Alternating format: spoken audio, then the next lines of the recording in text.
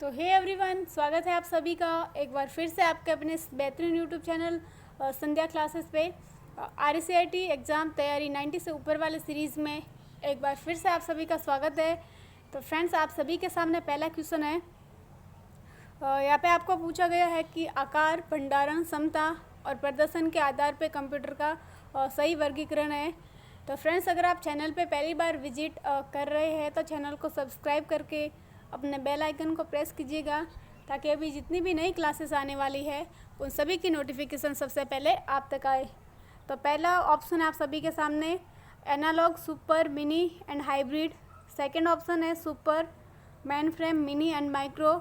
और third option है super, mainframe, mini, hybrid या फिर उपरोक्त में से कोई नहीं।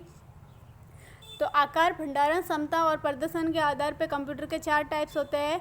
फर्स्ट आपका होता है सुपर कंप्यूटर, सेकंड होता है मेन फ्रेम एंड थर्ड होता है mini computer and micro computer. तो ऑप्शन बी ऐसे आप सभी का बिल्कुल ही करेक्ट हो जाता है। इसके अंदर सबसे तेज़ कंप्यूटर पूछे तो वो आपका होगा सुपर कंप्यूटर। फिर इसी के अलावा अगर आपसे पूछे कि ऑपरेटिंग थ्योरी के अकॉर्डिंग कंप्यूटर के कितने टाइप्स है, तो आपको 3 याद रखने हैं, एनालॉग, डिजिटल, हाइब्रिड। एनालॉग का काम होता है मापन क्रिया से संबंधित, डिजिटल का काम होता है गणना करना, और हाइब्रिड कंप्यूटर ऐसा है जो दोनों काम करता है, मापन भी करता है और गणना भी करता है। अगला क्वेश्चन है आप सभी के सामने, निम्न में से कौन सी जो है कंप्यूटर की एक सीमा है? स्पीड, शुद्धता, परिश्रमशीलता या फिर बुद्धि का अभाव। तो देखो, स्पीड है, शुद्धता है, परिश्रमशीलता, ये तीनों कंप्यूटर की विशेषता होती है, जबकि बुद्धि का अभाव जो है कंप्यूटर की सीमा है ना। इसके अलावा IQ लेवल 0 है, बुद्धि का अभाव, सोचने की क्षमता का अभाव, यूज़र बिना काम नहीं करेगा। तो ये सभी कंप्यूटर की सीमा है। तो यहाँ से कैसे भी आपसे क्वेश्चन पूछा जा सकता है, तो आपको याद रखना है। नेक्स्ट क्वेश्चन है, निम्न में से कौन सा जो कंप्यूटर है हार्डवेयर को चलाता है और अन्य सॉफ्टवेयर को चलाने के लिए एक मंच के रूप में कार्य करता है? ऑपरेटिंग सिस्टम, अनुप्रयोग सिस्टम, ए और बी दोनों या फिर उपरोक्त में से कोई नहीं। तो ऑपरेटिंग सिस्टम क्या करता है? कंप्यूटर के समस्त पार्ट को मैनेज करता है, उनको चलाता है। तो यहाँ से आपका ऑप्शन ए जो है बिल्कुल ही करेक्ट हो जाता है। ऐसे भी क्वेश्चन आपको पूछा जा सकता है कि किसके बिना आपका कंप्यूटर काम नहीं कर सकता। तो ऑपरेटिंग सिस्टम के बिना आपका कंप्यूटर किसी काम का नहीं रहता है। तो यहाँ से आपका ऑप्शन ए जो है बिल्कुल ही करेक्ट हो जाता है। अगला है, कीबोर्ड में फंक्शन कुंजी की संख्या कितनी है? इजी क्वेश्चन है, आपसे पहले जो एग्जाम हुआ था उसके अंदर ये पूछा गया था, है ना। तो फंक्शन कुंजी की संख्या 12 होती है, F1 से लगा के F12 तक। इसके अंदर F1 स्थायी होती है, जबकि F2 से लगा के F12 तक जो है अस्थायी कुंजी होती है, जो प्रोग्राम के अकॉर्डिंग चेंज होती रहती है। इसके अलावा अगला क्वेश्चन है, पेंसिल या पेन द्वारा किए गए निशान के एक पूर्व निर्धारित प्रकार की पहचान करने के लिए उपयोग किया जाता है? OMR, OCR, BCR या फिर मिडी। तो इम्पोर्टेंट क्वेश्चन है। सबसे पहले तो इन सभी का आपको पूरा नाम याद रखना है। देखो, इसका राइट आंसर यहाँ पे हो जाएगा आपका पेंसिल या फिर पेन द्वारा किए गए निशान को पढ़ने के लिए, बहुविकल्पीय प्रश्नों को पढ़ने के लिए, या फिर आपकी जो OMR सीट आती है ना, उसको जांचने वाली जो मशीन होती है वो आपकी होती है OMR। इसका पूरा नाम हो जाएगा ऑप्टिकल मार्क रीडर। फिर देखो, OCR का क्वेश्चन बने तो इसका पूरा नाम होगा ऑप्टिकल करेक्टर रिकॉग्निशन। इसका काम होता है कि हस्तलिखित जो लेख होते हैं उसको जांचने का काम ये वाली मशीन करती है। फिर BCR का हो जाएगा बार कोड रीडर। इसका पूरा नाम बार कोड रीडर हो जाएगा, और इसका काम होता है कि किसी प्रोडक्ट से संबंधित जानकारी लेनी है तो BCR का यूज़ कर सकते हो। MIDI का पूरा नाम हो जाएगा म्यूज़िकल इंस्ट्रूमेंट डिजिटल इंटरफेस, और संगीत के क्षेत्र में इसका यूज़ होता है। तो यहाँ से आपका ऑप्शन ए जो है बिल्कुल ही करेक्ट हो जाता है। अगला है, एक अर्ध कंडक्टर मेमोरी जो CPU तथा रैम की गति बढ़ा देती है, तो वो आपकी होती है कैश मेमोरी। नेक्स्ट क्वेश्चन है, यूज़र इंटरफेस के स्क्रीन के सबसे नीचे जो बार उपस्थित होती है, या फिर डायरेक्टली पूछे कि डेस्कटॉप एरिया के सबसे नीचे या फिर यूज़र इंटरफेस के सबसे नीचे, तो वो आपकी होती है टास्क बार। यही आपका यूज़र इंटरफेस है डेस्कटॉप। यहाँ पे आपकी टास्क बार होती है इस साइड में, इधर आपकी स्क्रॉल बार होती है जिससे पेज को अप डाउन कर सकते हो, और सबसे ऊपर आपकी टाइटल बार होती है। अगला क्वेश्चन है, निम्न में से कौन सा फोल्डर आपके द्वारा डिलीट की गई फाइलों को और फोल्डर को अस्थायी रूप से स्टोर करके रखता है? तो वो आपका होता है रिसाइकल बिन। फिर फोल्डर का पूछे तो फोल्डर क्या होता है? फाइलों का रखने का स्थान होता है, यानी कि फाइलों का कलेक्शन क्या कहलाता है? आपका फोल्डर कहलाता है। जबकि डेटा का कलेक्शन पूछे तो वो आपका फाइल कहलाएगा। आइकन क्या होते हैं? एक छोटी पिक्चर होती है जो किसी फाइल या फोल्डर को रिप्रेजेंट करती है। एक खाली जगह उस डिस्क पर नामित स्थान है जहाँ पे फाइलों को संग्रहित किया जाता है ना, तो अभी मैंने बता दिया है फोल्डर, ऐसा आपका बिल्कुल ही करेक्ट हो जाता है। नेक्स्ट क्वेश्चन है, एक वेब संसाधन का संदर्भ है जो कंप्यूटर नेटवर्क या फिर उस संसाधन का स्थान दर्शाता है और उस तक पहुंचने के लिए इस्तेमाल किया जाता है। तो यहाँ से आपका हो जाएगा URL। URL का पूरा नाम पूछे तो हो जाएगा यूनिफॉर्म रिसर्च लोकेटर। HTTP याद रखना है ना, हाइपर टेक्स्ट ट्रांसफ़र प्रोटोकॉल, अगर पीछे S मिले तो इसका मतलब हो जाएगा सिक्योर। TCP का हो जाएगा ट्रांसमिशन कंट्रोल प्रोटोकॉल और IP का हो जाएगा आपका इंटरनेट प्रोटोकॉल। ये प्रोटोकॉल के टाइप्स है ना, HTTP है, TCP है, IP है। अगला क्वेश्चन है, वक्तव्य आपको बताना है ना, ईमेल में डिलीट की गई फाइलों को ड्राफ्ट फोल्डर में रखा जाता है। दूसरा है, ईमेल में आधे अधूरे मेल स्पैम में होते हैं। आपको इसके अंदर से बताना है कि कौन सा कथन सत्य है और कौन सा कथन गलत है। तो देखो, ईमेल में डिलीट की गई फाइलें किस में रखी जाती है, ट्रैश फोल्डर में रखी जाती है ना, ड्राफ्ट में नहीं होता है। तो ये तो आपका गलत है बिल्कुल। ईमेल में आधे अधूरे मैसेज आपके स्पैम में नहीं होते, वो आपके होते हैं ड्राफ्ट में, तो ये भी गलत है। तो दोनों कथन गलत है, तो यहाँ से आपका ऑप्शन बी जो है बिल्कुल ही करेक्ट हो जाता है। देखो, स्पैम में आपके क्या होते हैं, अनचाहे या फिर जंक मेल, और ड्राफ्ट के अंदर होते हैं आधे अधूरे मैसेज।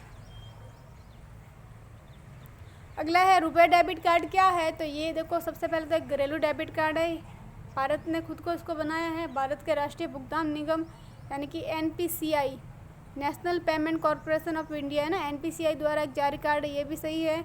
और सभी ATM और POS मशीनों पर स्वीकृत। POS एक क्या है, मशीन है ना, पॉइंट ऑफ सेल, जो डेबिट कार्ड और क्रेडिट कार्ड को क्या करती है, पैसे निकालने के लिए है ना, स्वाइप करके उसके द्वारा आप पैसे निकाल सकते हो। तो यहाँ से आपका उपरोक्त सभी बिल्कुल ही करेक्ट हो जाता है। अगला है, UPI का पूरा नाम। तो UPI का पूरा नाम ऐसे हो जाएगा यूनिफाइड पेमेंट इंटरफेस। और नेक्स्ट है, निम्न में से कौन सा सही सुमेलित है। सही को सुमेलित करना है, तो राजी वॉल्ट एक सोशल नेटवर्किंग साइट है क्या, बिल्कुल गलत। राजी वॉल्ट क्या एक आपका राजस्थान सरकार द्वारा चलित क्लाउड स्टोरेज समाधान है। राजस्थान क्या एक ऑनलाइन शॉपिंग वेबसाइट है क्या, ये भी गलत है। और ई-बाजार डिजिटल डॉक्यूमेंट मैनेजर है ना, डिजिटल डॉक्यूमेंट मैनेजर तो आपका कौन सा है, राजी वॉल्ट होता है end to end document management system, तो ये भी आपका गलत है। राजी ज्ञान एक शैक्षिक पोर्टल है ना, ऑप्शन सी आपका यहाँ से बिल्कुल ही करेक्ट हो जाता है। अगला है, कुछ बेचने और ख़रीदने के लिए इस्तेमाल की जाने वाली वेबसाइट आपकी किसके अंदर आएगी, ई-कॉमर्स वेबसाइट होती है। अगला है, सभी सरकारी विभागों और संगठनों द्वारा शेयर किया हुआ राजस्थान के लिए एक GIS कौन सा है। तो GIS आपका होता है राजधरा। GIS का पूरा नाम होगा जियोग्राफिकल इंफॉर्मेशन सिस्टम। अगला क्वेश्चन है, निम्न में से कौन सा राजस्थान संपर्क का चरण नहीं है। तो रजिस्ट्रेशन होता है, मॉडरेशन होता है, एलोकेशन होता है, इसके अलावा स्क्रूटिनाइजेशन नहीं होता है। तो ऑप्शन सी यहाँ से आप सभी का बिल्कुल ही करेक्ट हो जाता है। FPS का पूरा नाम है ना, ये वाला आपका क्वेश्चन है FPS। तो FPS का पूरा नाम हो जाएगा fair price of, option B. Next question है, इनमें से किस प्राधिकरण ने आधार कार्ड को जारी किया है। तो आधार कार्ड को आपका जारी करने वाली जो संस्था है वो है UIDAI, ऑप्शन सी यहाँ से आपका बिल्कुल ही करेक्ट हो जाता है। आधार कार्ड में 12 अंक होते हैं। UIDAI का पूरा नाम होगा unique identification authority of India. इसके अलावा NSDL का पूछे तो नेशनल सिक्योरिटी डिपॉजिटरी लिमिटेड होता है। इसने किसको जारी किया है, पैन कार्ड को। फिर पैन कार्ड के संदर्भ में पैन का पूरा नाम परमानेंट अकाउंट नंबर होता है। तो यहाँ से इतनी सी बातें आपको याद रखनी है। अगला क्वेश्चन है, PSK का पूरा नाम। तो PSK यहाँ से हो जाएगा पासपोर्ट सेवा केंद्र। और नेक्स्ट क्वेश्चन है, रास्ता खोजने के लिए निम्न में से किसका उपयोग किया जा सकता है। तो गूगल मैप का आप कर सकते हो रास्ता और दिशा प्राप्त करने के लिए। ब्लूटूथ का उपयोग जो है कम दूरी में डेटा शेयर करने के लिए कर सकते हो। और विंडोज़ स्टोर से आप क्या है, गेम, वीडियो गेम है आदि आप इंस्टॉल कर सकते हो। और निम्न में से कौन सा ऐप जो है नागरिक मुद्दों को हल करने और समाधान प्रदान करने के लिए बनाया गया है। तो राजस्थान संपर्क यहाँ से आपका बिल्कुल ही करेक्ट हो जाता है। अगला है, निम्न में से कौन सा एक पेज ओरिएंटेशन का प्रकार है।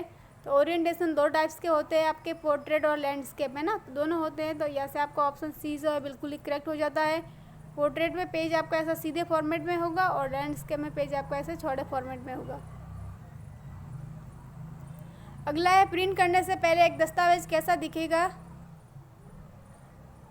प्रिंट करने से पहले एक दस्तावेज कैसा दिखेगा ये जानने के लिए आप किसका उपयोग करेंगे, तो आप यहाँ पे प्रिंट पूर्वावलोकन का उपयोग कर सकते हो। और नेक्स्ट है खाली जगह एक विशेष सूची है जो डॉक्यूमेंट में अपने से संबंधित रेफरेंस पेज के साथ उपस्थित होता है। तो यहाँ से आपका टेबल ऑफ कंटेंट बिल्कुल ही करेक्ट हो जाता है। और नेक्स्ट क्वेश्चन है निम्न में से किस कुंजी का प्रयोग करने से फाइंड व रिप्लेस का ऑप्शन खुलता है। Ctrl+X, Ctrl+F, Ctrl+H या फिर Ctrl+R। तो Ctrl+X आपकी कट की होती है, Ctrl+F फाइंड की होती है, Ctrl+H आपकी रिप्लेस की होती है, Ctrl+R आपकी राइट की होती है ना। तो यहाँ से आपका ऑप्शन सी जो है बिल्कुल ही करेक्ट हो जाता है।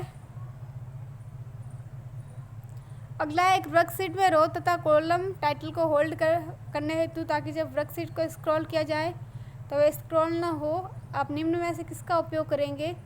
तो आप फ्रीज पेंस कमांड का यूज़ कर सकते हैं। अगला है सेल के चारों ओर एक काले रंग की सीमा है, सेल को क्या संकेत करती है। तो यहाँ पे सेल को बताती है कि वो सक्रिय सेल है। ऑप्शन सी यहाँ से आप सभी का बिल्कुल ही करेक्ट हो जाता है। वर्कशीट में हॉरिजेंटल और वर्टिकल लाइनों को कहा जाता है, तो इसको ग्रिड लाइन कहा जाता है। अगला है वर्कशीट के एक स्थान से फॉर्मेटिंग को कॉपी कर किसी दूसरे स्थान पर फॉर्मेटिंग अप्लाई करने के लिए आप किसका उपयोग करेंगे। तो यहाँ पे आप जो ऑप्शन होता है स्टैंडर्ड टूल बार में उपस्थित फॉर्मेट पेंटर का यूज़ करके आप कर सकते हो। ऑप्शन डी यहाँ से आप सभी का बिल्कुल ही करेक्ट हो जाता है। एक पावर पॉइंट शो निम्न में से कौन सा फाइल फॉर्मेट ऐड किया जा सकता है। तो ये आप सभी कर सकते हैं ना, .gpg कर सकते हैं, .gif कर सकते हैं, .wav कर सकते हैं, यानी कि उपरोक्त सभी आप कर सकते हो। एक स्लाइड शो में स्लाइड चेंज होने पर डिस्प्ले के लिए अप्लाइड इफेक्ट क्या कहलाता है। तो वो आपका कहलाता है स्लाइड ट्रांजिशन। आमतौर पर किस प्रकार के निजी ईमेल खाते का उपयोग जो है व्यापार चैटिंग में यूज़ होता है। तो वो आपका होगा माइक्रोसॉफ्ट एक्सचेंज। अगला है विजय कार्ड में कितने पिन होते हैं। तो विजय कार्ड में आपके 15 पिन होते हैं। आज की क्लास का अंतिम क्वेश्चन है निम्न में से किस प्रकार के साइबर अटैक में आपसे आपकी जानकारी मांगी जाती है। ऐसे पासवर्ड है, नाम है, जन्म तिथि है, पिन आदि, तो वो फिशिंग के अंदर मांगी जाती है। तो ऑप्शन बी यहाँ से आप सभी का बिल्कुल ही करेक्ट हो जाता है। तो आज के लिए इतना ही, मिलते हैं नेक्स्ट सेशन में। तो आज की ये क्लास आपको अच्छी लगी हो तो लाइक, कमेंट एंड शेयर करें। चैनल पे पहली बार विजिट कर रहे हैं तो चैनल को सब्सक्राइब करके अपने बेल आइकन को प्रेस कीजिएगा ताकि जितनी भी अभी नई क्लासेस आती है उन सभी की नोटिफिकेशन सबसे पहले आप तक आए।